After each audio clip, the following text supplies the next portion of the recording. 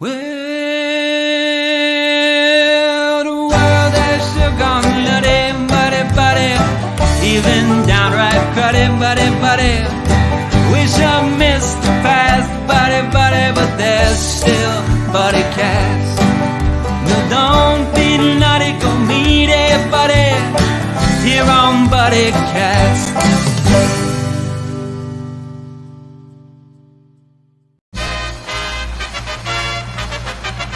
Ladies and gentlemen, please welcome the founder and host of Buddycast, Nick Sorensen.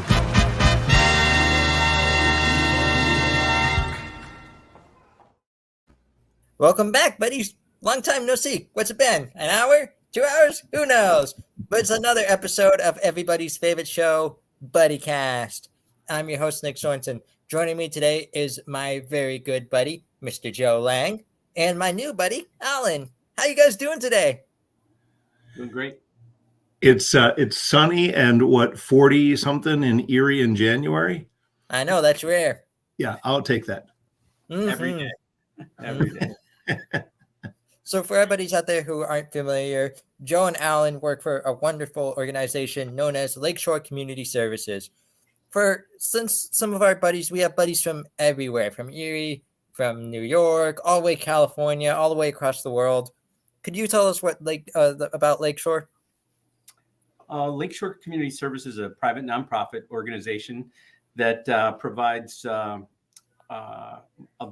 variety of services to folks, mostly with serious, persistent mental health issues and intellectual disabilities. Nice. And how did it all get started? Like, what's the history behind Lakeshore?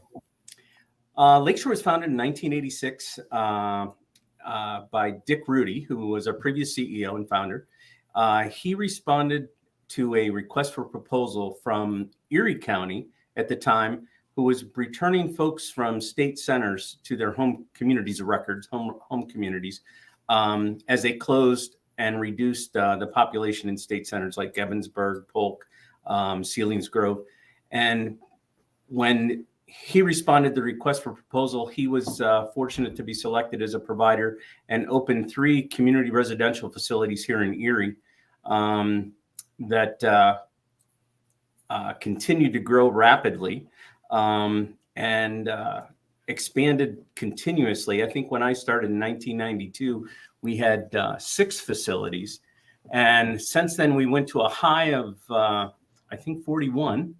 And then when COVID hit and the staffing crisis, which we're experiencing right now, like everyone is, we've actually, what we prefer to call right-size the organization as opposed to downsize, because it's not like we're kicking folks out to this curb, but through natural attrition, whether they move on to more independent living environments, require more medical care, like in nursing homes, or just move on. As that occurs, we reevaluate our options and we consolidate vacancies and have closed homes.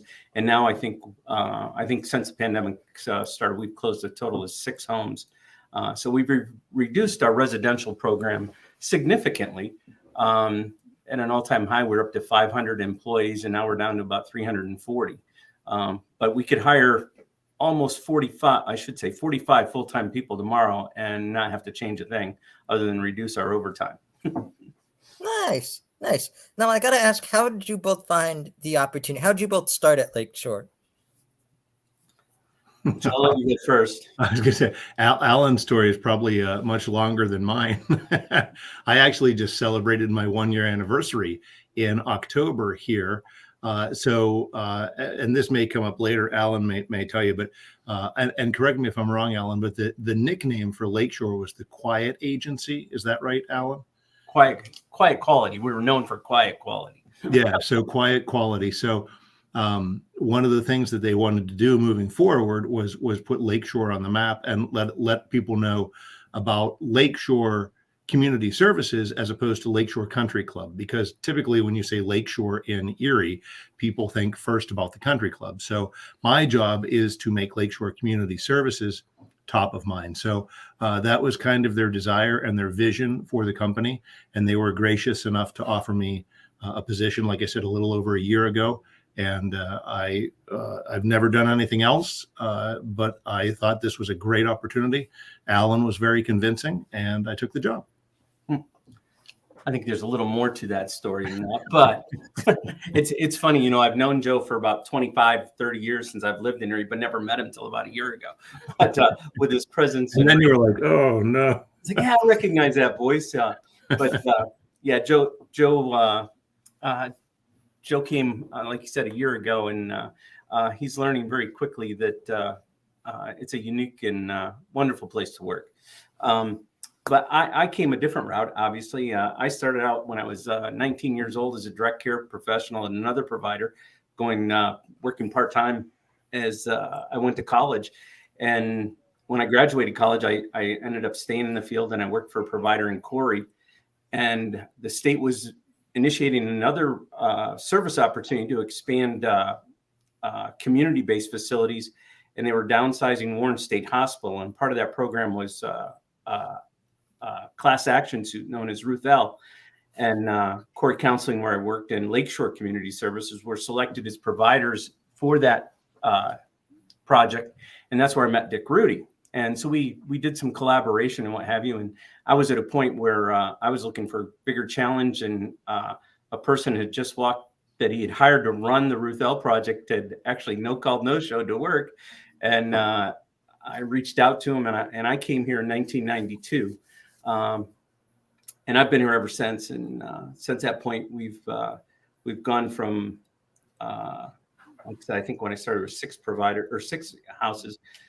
We've grown dramatically, and we've expanded services dramatically to a diverse population. We serve over 800 people a month. And at one point, we're the 23rd largest employer in Erie County. And to Joe's point about quiet quality, nobody knew we existed.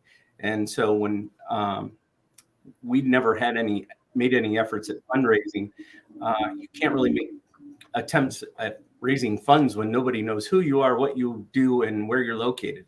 And so we're making the effort with the marketing push here and Joe's efforts to change that and start expanding even further and seeking funds where previously we never had pursued them. Yeah, I'm gonna give Alan a pat on the back here that he doesn't do for himself, and the part again. He will broad brush a lot of stuff on this thing here, Nick. But one of the things that Alan won't tell you is he's done it all. I mean, he worked in the group homes when he put himself through college. He's, some of our group homes, he actually built those homes. He was the general contractor on some of those homes. So, and again, he's my boss, and this is not sucking up, as he will tell you. But he is. The nice part about Alan is it's very hard to go to him and say, well, this is happening, and he hasn't experienced it in some fashion or another. So he's really worked his way up from the bottom all the way to be CEO. And that's nice. That was, I always tried to maintain that position at the radio stations too. I would always say I never asked a part-timer or an intern to do anything that I haven't done. And that's really a nice aspect about Alan. I mean, like I said, he's worked in the group homes. He's done the finance part of it. He's done the management part of it. And he's even, like I said, been the general contractor. How many group homes have you built, Alan? Oh, I think we built 7. Yeah. So, I mean, I would challenge you to find a CEO in another organization like Lakeshore that really has kind of that broad background that he brings to the table. Well, and now's the part, since we're live on here, is when I ask for a raise.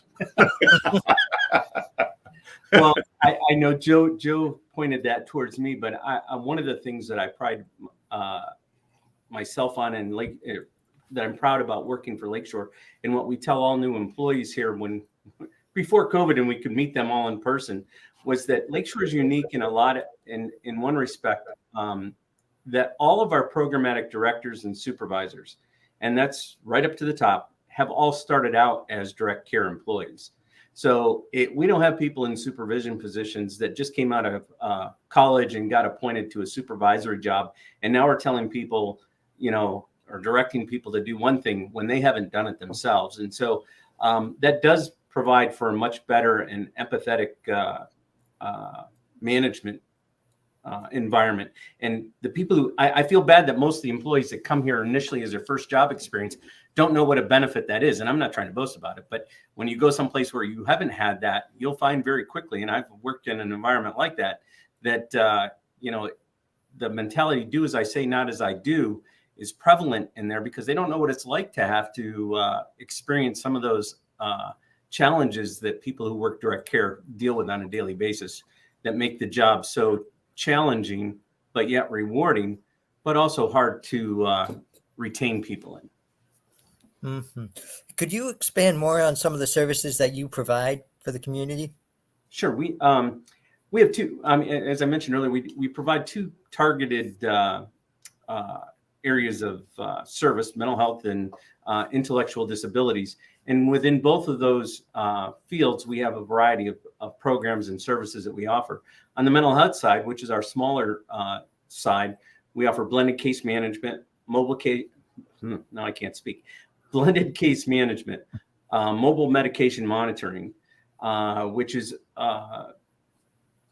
some people don't even know what that is, and also like to elaborate a little bit on that.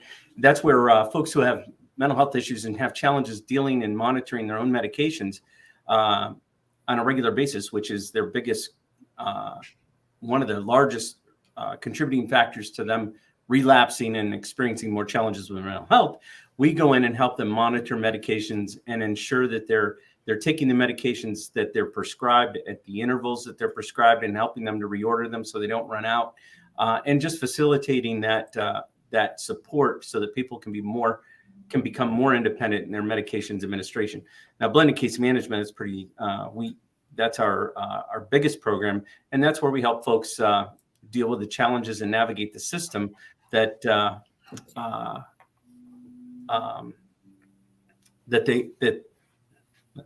help them navigate the system that can be so challenging for folks, let alone folks who have mental health challenges.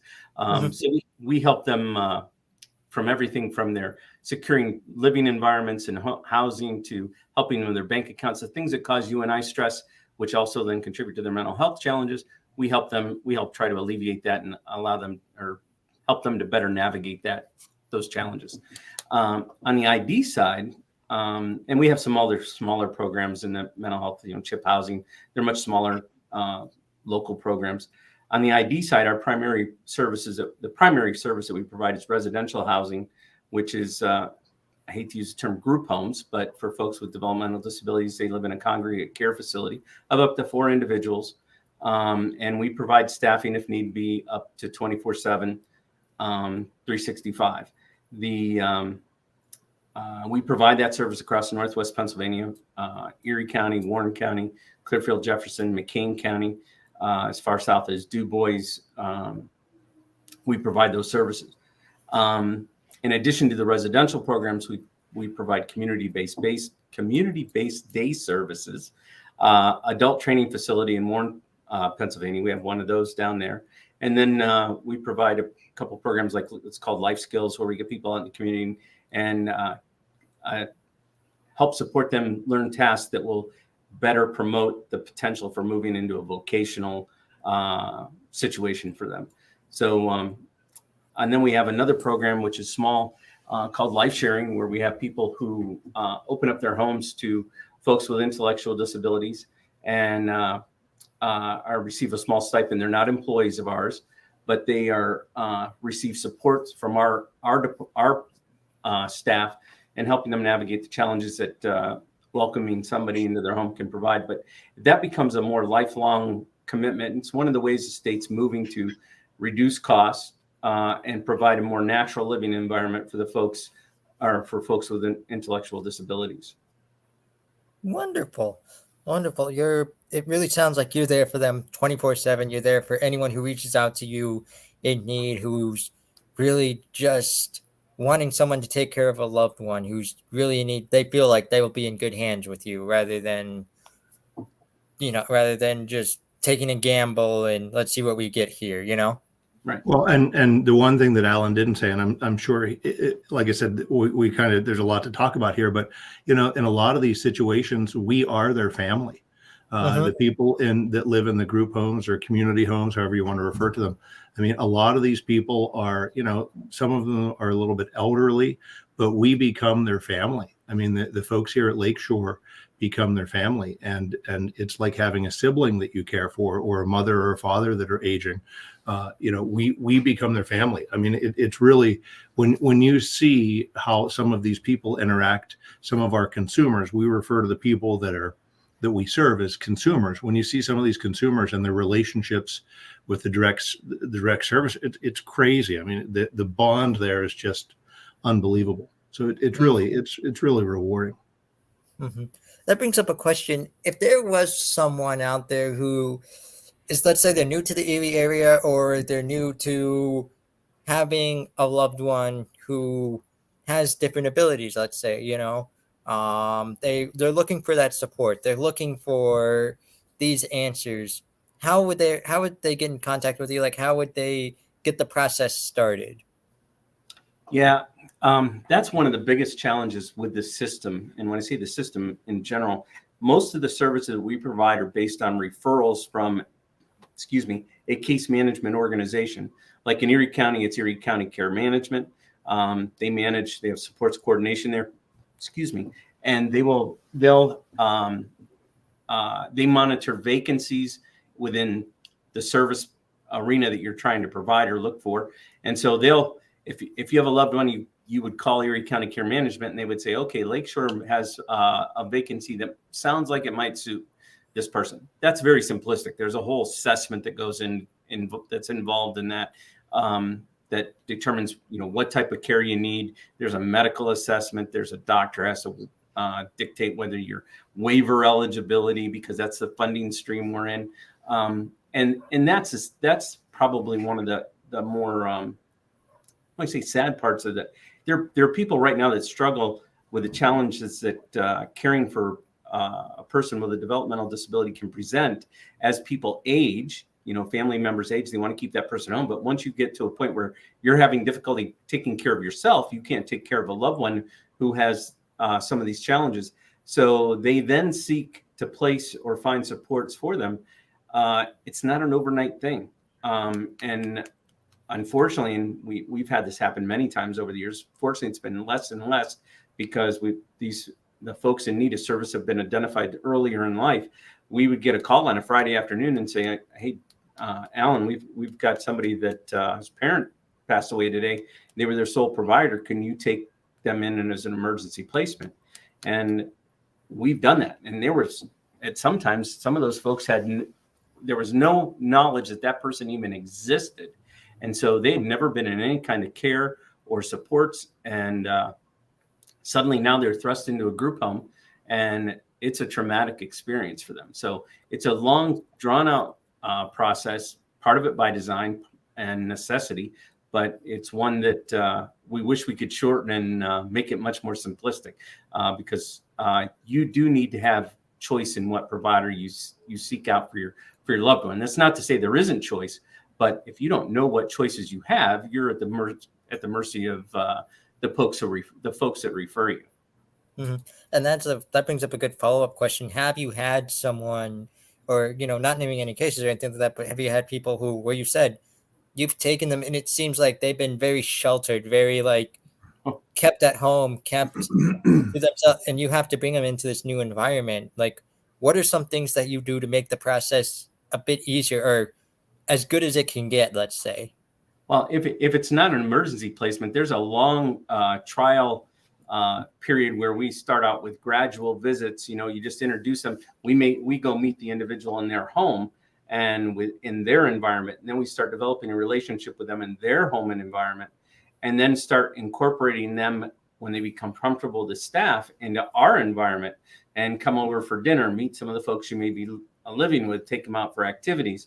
Ideally, it's a several month process where it's kind of a natural progression. Like if you were to move into a new neighborhood and you meet your neighbors, you walk over and introduce yourself, but you don't just walk over and start eating out of their fridge the next day, So, a month from now, you're opening their fridge door and walking in and saying, hey, how you doing? So it's kind of that type of thing where that's the ideal circumstance. Unfortunately, so many times, though, we do end up where, it's a health related issue that's precipitating the move. And so you don't have that luxury. But even in those cases, we do what like we can. Alan said, though, it really is amazing.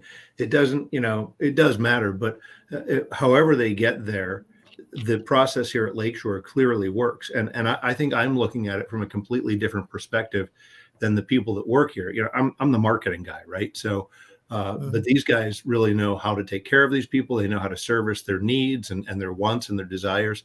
And it really works. Like if you go to any of our group homes, that's their home, and these people are very comfortable there. They're very comfortable with the staff. So, and I know in my year here, I know of some consumers that have, like Alan said, that have come in on an emergency basis, and I know of some that have come in through the traditional method.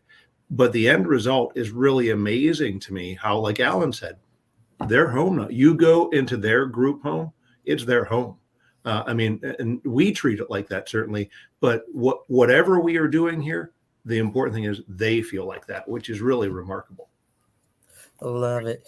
And Joe, I've seen on social media, I've seen through your works, you're really pushing to get people out into the community as well through events like a Seawolves game or something as simple as like going down to Presque Isle or something. What are some of your favorite events to host through this career? That's the one thing the agency had never done before, or any events. A lot of the places have signature events. Sarah Reed has their Super Bowl. The Barber Center has the Beast on the Bay. So we're trying to develop a few signature events here, and one of them is the art show. We had our first art show last year, and we are actually working on our second one this year. The big difference for our art show is all of the pieces of art are made by our consumers. So the people in the group homes, mental health programs. So we're trying to find these signature events, do one a quarter maybe, or a couple of big ones a year. So we're trying to get out there. So like Alan said, it's hard to fundraise and hard to ask for help when they think, oh, you're the golf club, why do you need my help? So we're looking to do these signature events. If you look on our social media, if you look on the Lakeshore social media page, I can't take any of that credit. That is all of our staff. We have a pair, Alan knows well, Sarah and Jody. Sarah is the direct service provider. Jody is her consumer. These people, I don't think I've traveled that much in my life, Alan, as much as Sarah and Jody get around. What the other day, they were at Woodcock Dam and Conneaut Lake, right? So, so we're just publicizing what I'm doing in there, Nick, is, yes, I'm spreading the word, but what I'm saying is that people with disabilities want the same life that you and I have. That they can go to Woodcock Dam, they can go to Conneaut, they can go to the mall, they can go.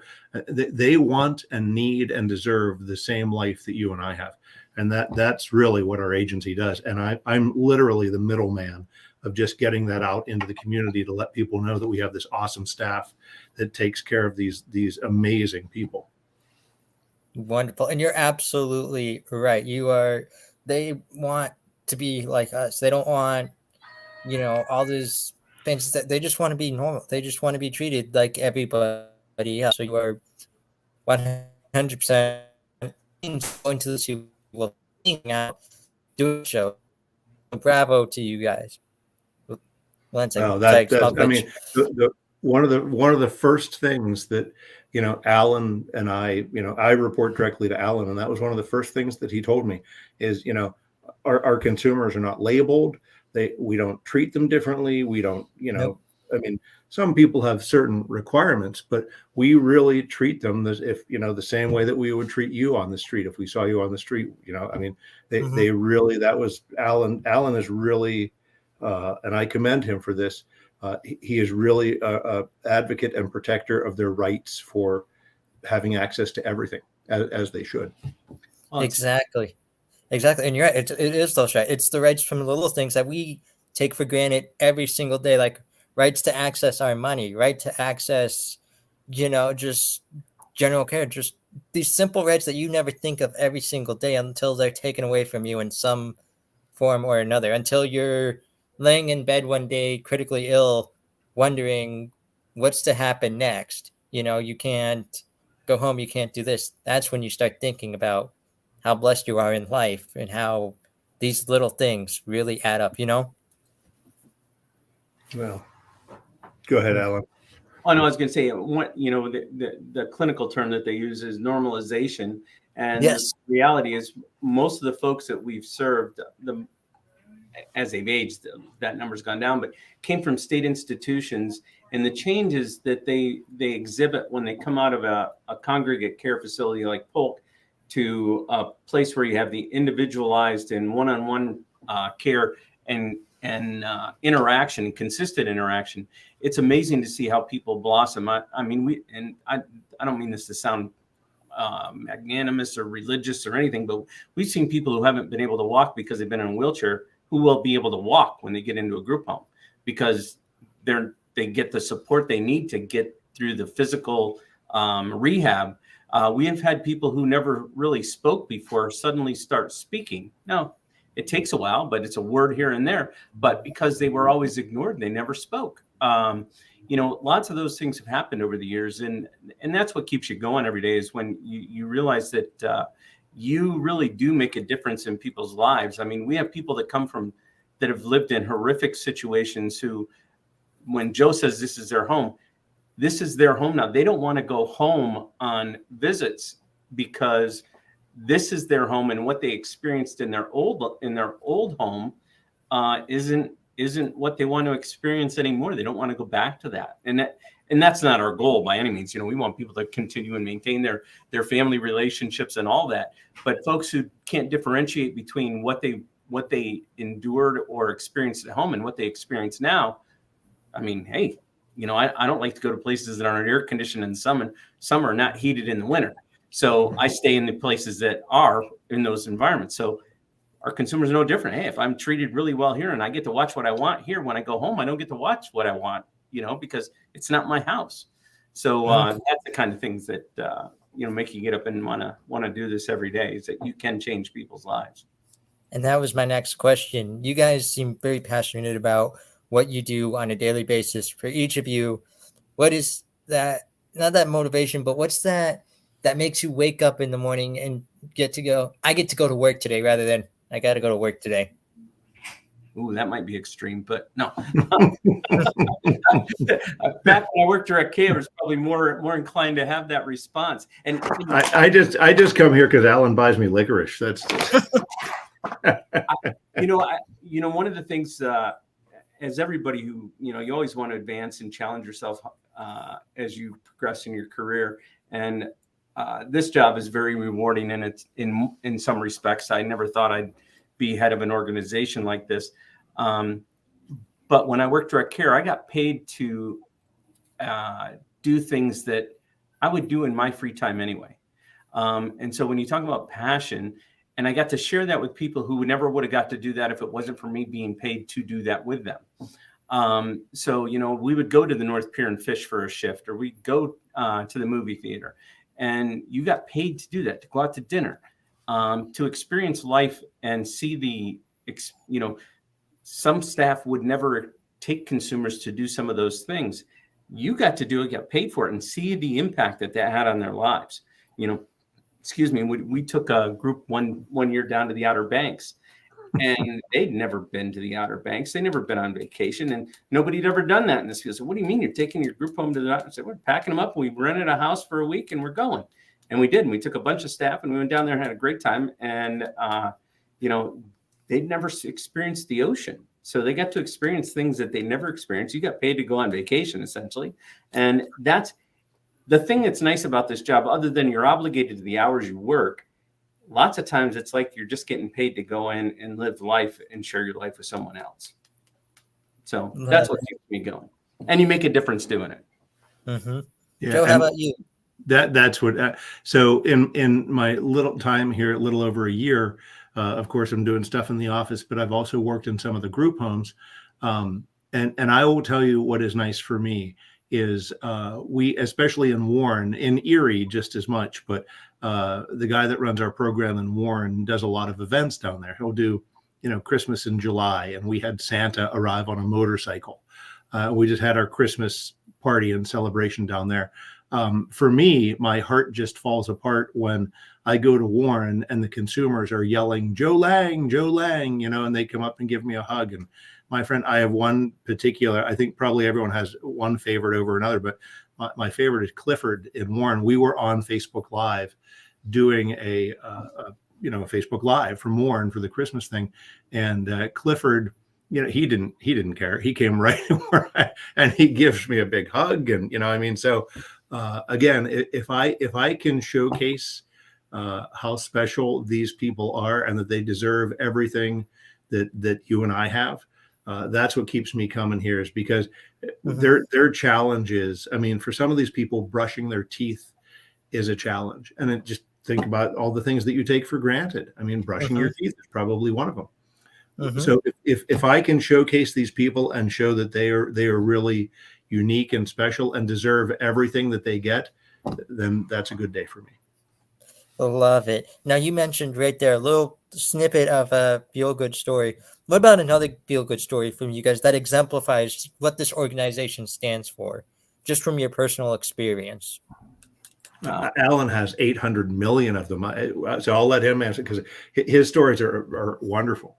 Gosh, I'll use one that I'll tell you about one. There was a gentleman that was residing. He was part of the Ruth L. Project. It's one of the reasons I came to Lakeshore. He was he had been there for I think 25 years at the time. He was in his 60s, late 60s, and he was living his life in what's called a posy chair. And for people who don't know what a posy chair is, it's a PVC chair that it's made out of strap material, and he was literally strapped in that with a restraining belt, and he lived in that 24/7. And I shouldn't say 24/7, waking hours. He did go to bed at night, so I apologize. But we got down there, we couldn't understand. So why is he in this posy chair? Well, he said, well, he can't walk. And I said, well, why is he restricted? Why can't he get out? Oh, well, he had the tendency, as like everybody else did, he liked to grab the nurse's rear ends. I mean, but he had, and so they didn't like that, which it's not appropriate. And so he was in a restraint. He was in a restraint 24/7, waking hours.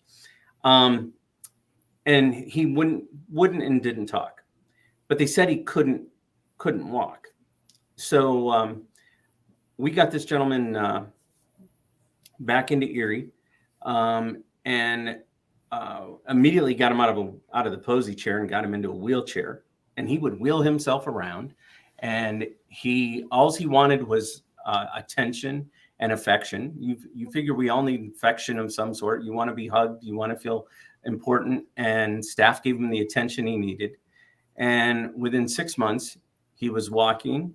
And although he could never talk completely, he was speaking in a way that he never spoke before, that we were familiar with him. And to think that this man spent 20 years in a chair just because people weren't willing to take the time to give him what he needed and craved, which was some attention and affection, just amazing me. That's a feel good. The other one, and it also is Ruth L, and I'll give you another, if you've got time here, I'll give you one more. Go ahead. We had a gentleman that was also at Warren State Hospital. We had to bribe him to even talk to us. No way in heck did he want to come back to Erie. He wasn't coming back to Erie no way. And so he was throwing Cokes at us when we come in the room. I don't want to talk to you, Ellen Benson. I don't want to talk to you, Carlin Schultz. And so every week, we would drive down to Warren and go in and try to interject ourselves into his life. We didn't tell him we were going to move him out or bring him back. We were just going to talk to him. After weeks, we finally got to spend a few minutes with him and talk to him. After a couple more weeks, we got to take him and have lunch with him. After a few more weeks, we got to get him out and go out to lunch. And he didn't even want to leave the grounds, but he'd go out to lunch with us. We kept trying to get him to say, hey, how about you just come up to Erie and look at the house? Nope. So finally I said, I'll tell you what, we've got a case of Coke in it. If you come up to Erie, just take a ride up. So, okay. So we got him to ride up. He walked in the group home. He never left. He didn't even go back. He wanted to stay right there. We didn't even have overnight bag for him. And he never returned to Warren State Hospital. And to the day he passed, He was happy, content, and it was just feeling comfortable and secure enough in his environment. I can't imagine living in a place like an institution like that, where you don't have that sense of security enough that the moment you see this home that you absolutely said you were never going to live in because you didn't want to move again, this is the only security blanket you had is your room. Suddenly that's where you stayed. Never went back. That's one of my, of all the stories I have, that's probably one of my most favored stories, because it just showed he is a person, they never said, you'll never get him out of here, let alone get him out of here to move. And we thought once we got a visit here, we'd be another month of overnight visits, another trip, back and forth. And he never went back. He stayed. And it's one of my, till the day he passed, he talked about it. He's glad he came to Erie. And what Alan is saying is like he and Carlin, the other person that he spoke about, they have a passion for doing this. And that's what our people have. We pay really well, and some days, like Alan said, you go to the movie theaters, some days you go fishing, but other days are not that easy. And even though we do pay really well, it's a passion. I see these people work with our consumers. It is a clear passion. There's no way else you can have a story like Alan, because most people would just give up and say, okay, this person can't walk or talk, so let's make them comfortable or do whatever. No person would invest the time into these consumers. But I see it all the time when I go to the group homes or different programs here. I see how these people have a passion to improve the lives of these people. And that's really, those two stories that Alan told, that's the passion that goes into just improving the life of people that are just, again, so far behind the eight ball. You can't understand why someone else isn't helping them. But, thank God we have these people. And I would offer too, the one thing that Carlin and myself, we've been here the longest of any. Carlin's even been here longer than I have, but neither one of us came into this field. This wasn't our choice. I took this. I started out as a part-time job while I was going to Gannon. I was in the reserves. I was in ROTC, and it was a way to supplement my income while I was going to college. And I changed my major. It sucked me in. And even at that point, even after I changed my major, I didn't plan on doing this all my life. Carlin was the same way. She was a communications major at Syracuse. And, she started out doing this part-time on her home visits. And I can guarantee you 32 years later, this wasn't going to be what she expected to do with her life or career. So, you don't do it for the pay. You're not going to get rich doing it, but it is a field that has a lucrative benefit. You usually get lots of time off. You get decent pay and great benefits in terms of healthcare and those types of things. So, and you get something that makes you feel like you've made a difference and have accomplished something, which, you really can't put a price tag on that. Mm-hmm. First off, go Knights, and secondly, you guys are really exemplifying one of my favorite sayings in life, which is, man who works for passion is far richer than man who works for money. Yeah. Joe mentioned it a dozen times. You mentioned it. It's a passion. It's not something you're going to go in and, make a rich living off of where the next year you're going to be moving to California or something like this. Well, and I don't mean to sound corny or silly or whatever, but when I was telling that story about Clifford and Warren, he didn't care. He could have cared less what I was doing. He had to come up and say hello and hug me. For me, I just won the lottery. Mm-hmm. that is, I can't put a price on it. Mm-hmm. So what about your hopes and dreams for for 2023? What are your goals for the organization? Make mega millions. Joe's talking about how much he loves it here, and he keeps soliciting. I would be very generous to Lakeshore. No, my hopes and dreams for 2023 is I would, as passionate as most of our employees are for the work that they do, the staffing crisis has created such a burden on how much they do work. Because no matter how much you love your job, you have to have a balance of home life and work life. And right now that's disproportionate. They're working in inordinate amounts of overtime to ensure that our people's needs are met.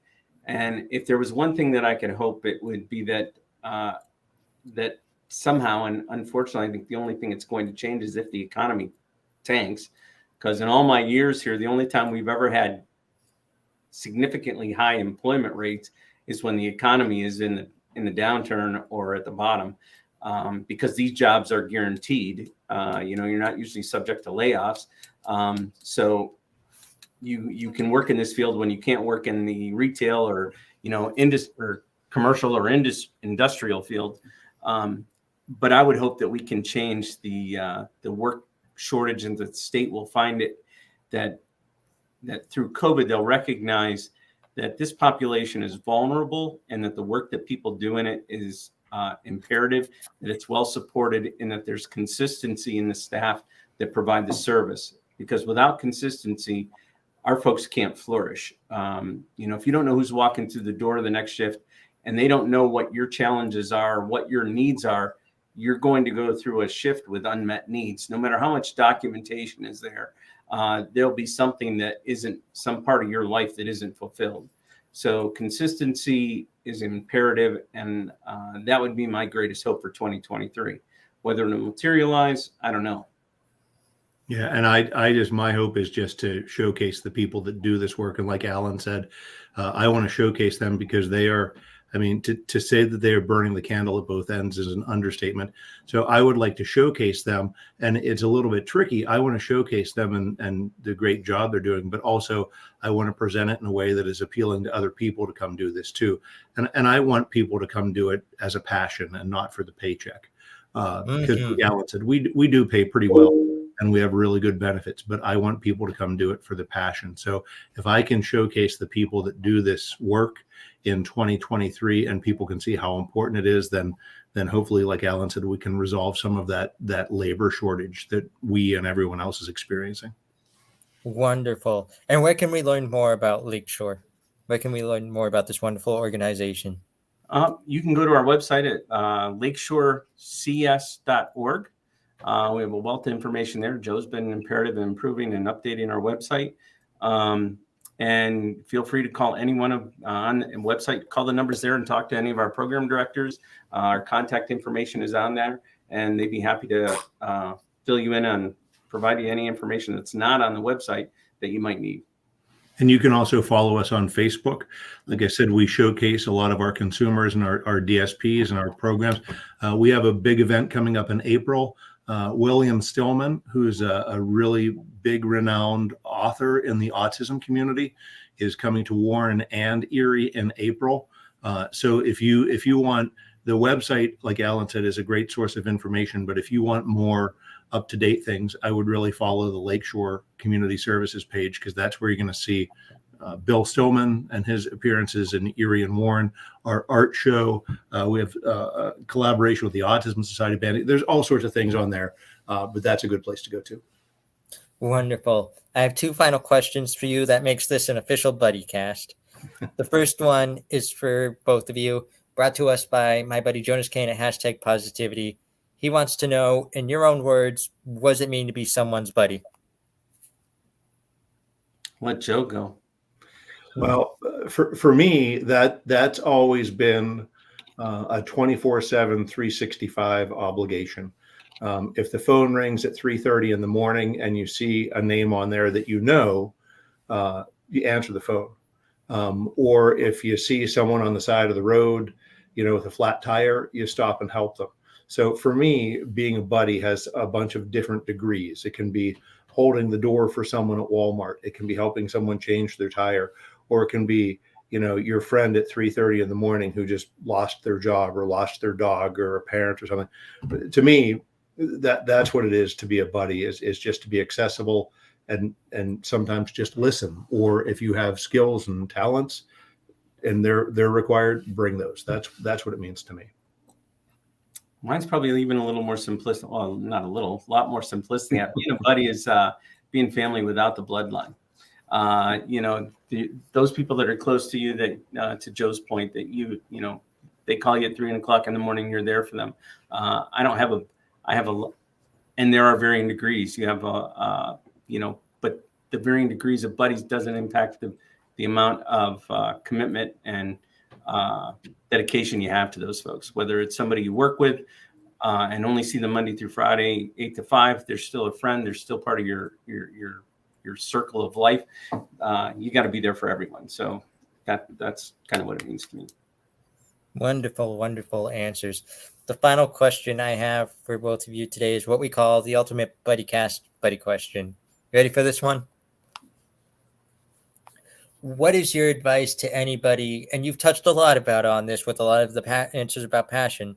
But what is your advice to anybody who wants to go into this field of work, who wants to work with people with different abilities, who really wants to make a difference in somebody's life? So I'm going to defer to Alan on that one because I'm the marketing guy. So I don't feel it's fair for me to answer that question because our CFO that Alan referenced a little while ago says we do not do the heavy lifting, and she is absolutely correct. The people that are helping our consumers, they do the heavy lifting. So I'm going to let Alan answer that. It's advice or how, I guess the advice I have is that if you don't have a passion for this, because if you find getting paid to do what you like and getting a job that has good benefits, but not ecstatic or wealthy pay, if that's what you're coming for, don't come. And I say that because the pay and the benefits, if that's why you're here, you won't make the difference in someone's life. You'll come here and you'll reap the benefits of the pay, of the work environment where you get paid to go out for a movie, but you'll go out to the movie you want to see, not the movie that Joe wants to see who you're working for. And so those are the people that come into the field that I tell they're not the changers. They're not going to change people's lives. They're going to ensure that they're safe and that's about it, and that their basic needs are met. To me, it's more about people wanting to come into the field that have, and you've said it before, passion to help people make people's lives. Everything else is gravy. The benefits, the getting paid to do what you want to do, and to experience the things that you like, that's gravy.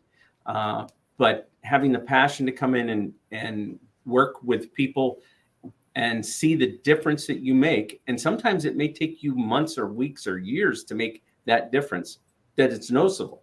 I mean, it could take you months to learn to teach somebody how to make their bed properly. But when they do, and they're so proud of it, and they're showing their parents, hey, look, I made my bed. Or I graduated from school finally, or I got a job, those are things that are life-changing for the folks that we support. And so those are the people.